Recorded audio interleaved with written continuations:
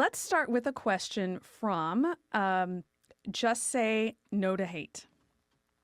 If God wasn't created and is eternal by nature, how do we know that the universe was not created but is eternal by nature? And man, struggling to understand the nature of the universe, created God?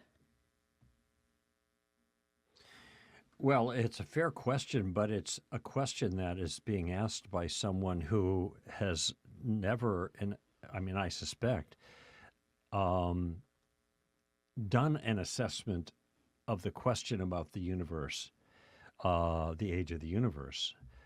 There are so many indications from the nature of the physical universe that the universe had a beginning that it is without question now with regards to the scientific community. And it's not just a consensus, it's a consensus for good reason. Broadly, you have Big Bang cosmology, you have the redshift of receding galaxies, you have a whole host of indicators that also Einstein's work in, I don't know if I get special and general relativity mixed up, but anyway, his work in physics that all point to the reality of an absolute beginning of the universe. This is why scientists say the universe is what 14.5 billion years old. It has an age. If it didn't have an age, I should say, if it had an age, that means it had a birth, a beginning. Okay, this is virtually uncontested. And by the way, it was something that physicists in the 20th century, from very early on, including Einstein, resisted vigorously because the implications were that if it began, that it must have had a beginner. If it was an effect, it came into existence, something adequate must have been there as a cause for it coming into the existence. So now this is something outside of the material realm, of course, and this is the heart of the cosmological argument that William Lane Craig has revived, called the Kalam cosmological argument. Part of that argument is the observation that the universe is not eternal. Okay, so what we're dealing with in this particular piece of the argument, the universe had a beginning, it came into existence, is established scientific fact. Okay, but it goes beyond that. I'll just give you another observation too. If you watch like old westerns and the posse is trying to catch the bad guys and they come upon the encampment where the bad guys had been, what is one of the first things they do? They put their hand on the fire to see if it's still warm. If it's still warm, that means they were here recently. If it's cold, they don't know how long they've been here. But the fact that it's still warm is an indicator that the fire has been recently built and hasn't gone cold yet. Okay, there's a parallel there with the universe because the universe is hot, but it's losing its energy. It's cooling down over time, okay? And there will be a time when the universe, all motion in the universe will stop. It'll be at 0 Kelvin, absolute zero, okay? And nothing will happen because all of the energy that was available in the universe to do work will have done its work and worked itself out, and therefore the universe will be cold. The fact that the universe is still hot means that it's not infinitely old. If it were infinitely old, it would be dead already. The fact that the fire is still burning indicates the fire had a beginning because the fire is burning out, but it's not burned out yet, okay?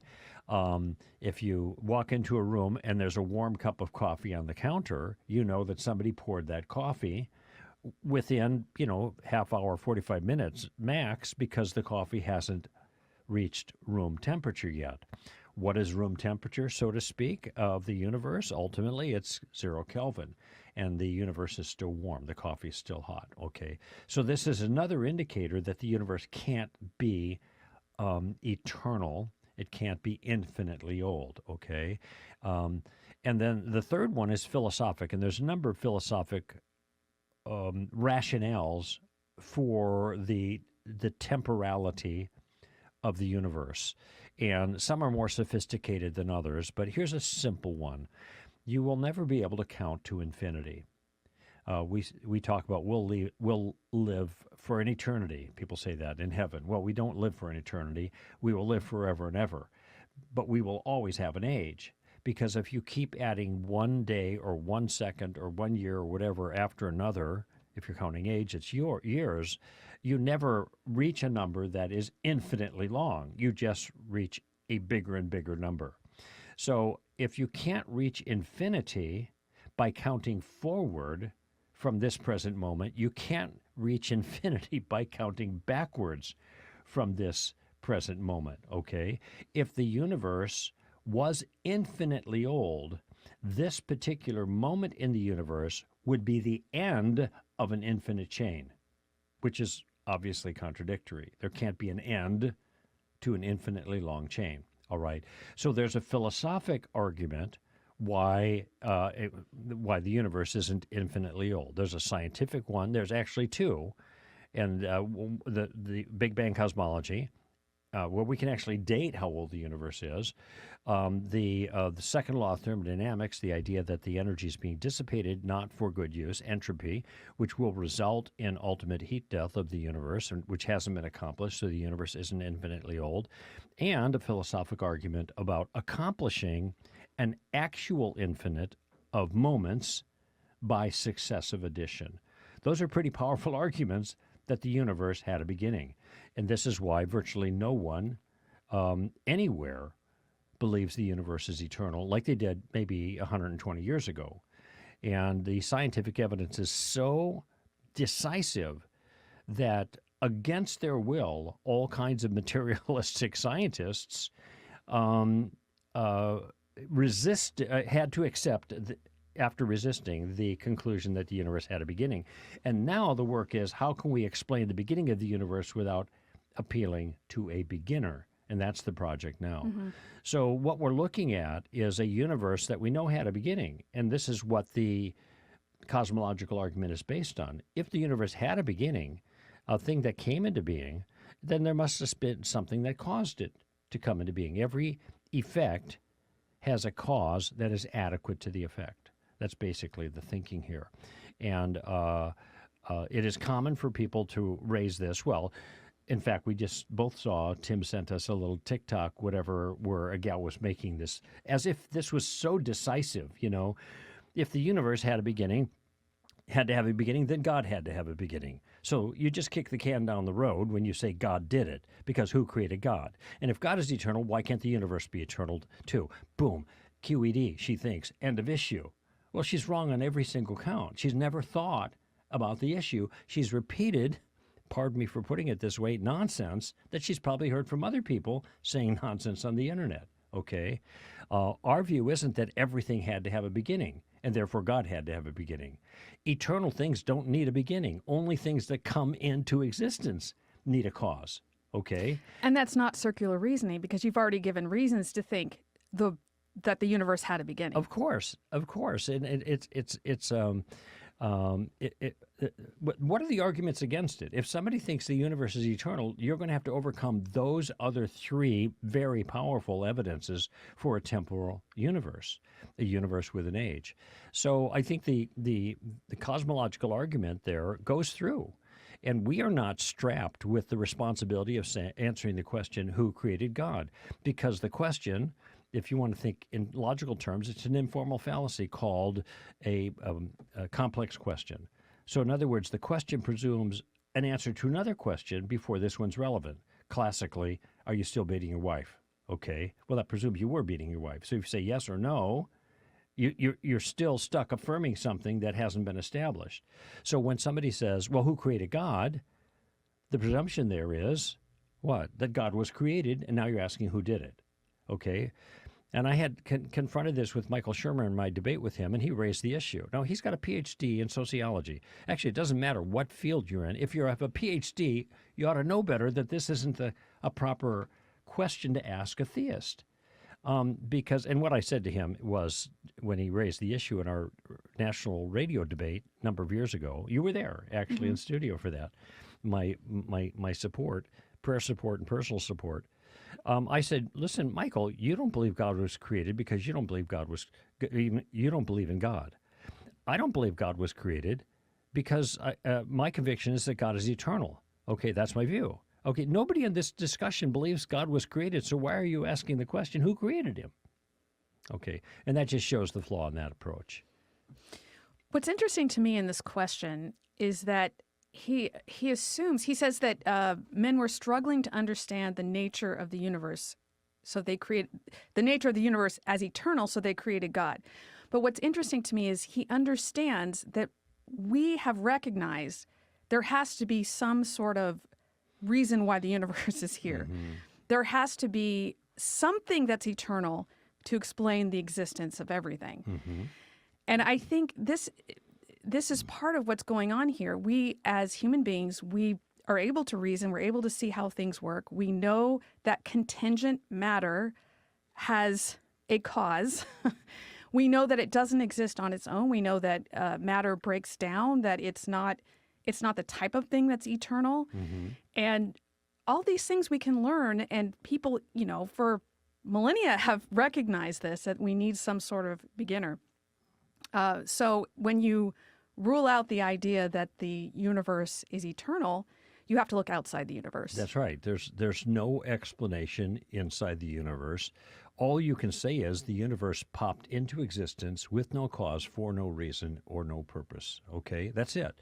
Well, then the question is that really the odds-on favorite? Given our uniform experience and reflection. Incidentally, this particular point, that there has to be some point in the past where something that is self-existent is responsible for everything else that exists, regardless of the Big Bang or anything, just anything existing. It's something self-existent has to be responsible for everything else that exists, or else you end up in an infinite regress that is vicious. You cannot solve this problem. What created that? Well, what created that? Well, what created that? And you never get to a beginning that can account for everything. And guess who famously understood this? An intellect no less than Aristotle, for goodness sake, the prime mover, okay? So he's no lightweight. And he wasn't obviously advocating the biblical God, but he understood, and so have intellects ever since, that something, great intellects, that something has to be the explanation for everything else. And that something itself doesn't need an explanation for itself from the outside, because the explanation is in itself. It has aseity. It has self-existence. Okay, and there's no way around that. There's just, forget about looking at any text, biblical texts, religious claims, or anything. All you have to do is reflect on the nature of things, and this is what Aristotle was doing, and you realize a prime mover is necessary. Okay, even if you don't fill in the details at all, something like that is necessary to explain the world. Sometimes I'll hear an atheist respond to these arguments, and he'll say, well, some evidence will show up later to explain how the universe is eternal, or some other cause. And to me, what that sounds like is, all right, we have no evidence for it. We don't know how it happened, but somehow naturalism did it. I will be proved right. Naturalism did it. Now, what does that sound like to you? Yeah. That's what they accuse us of doing. Right. Now, we have given reasons to think God created the universe. We've given all sorts of reasons. So it is reasonable to conclude from what we know now about the universe that God created it. Of course. So if you then turn around and say, okay, sure, but someday we'll have other information that will prove naturalism is correct. Now you're doing what you accuse Christians of doing, saying God did it. You're saying naturalism did it without any evidence. Right. And that's fine if you want to hold on to your worldview and say, I'm going to hold out for something else. But then just realize what you're doing. The way we make decisions about reality is we look at what we have now. That's all we can do if we want to make a reasonable, conclusion to these things. Okay, so you have a body who, when a corpse, when you pump the body out, you have this massive amount of poison that's been ingested. You have 5 bullet holes in the chest of this individual body, and you have a knife going through the skull of this individual. But I really think he died of natural causes. And eventually we're going to find the evidence to make it clear that all of these other things that we discover about this body are inconsequential to the death of this individual. He died of natural causes. Okay, that's the kind of thing we're facing here. Okay, dead men do bleed. I don't know if you know the illustration. And so it's like against, in the teeth of all the evidence, and this is what's key here, in the teeth of all the evidence, people are still trying to make this kind of claim. All right, well, if that's what satisfies you, fine, but don't kind of posture as if you're the smart one, using reason, going with the most reasonable alternative.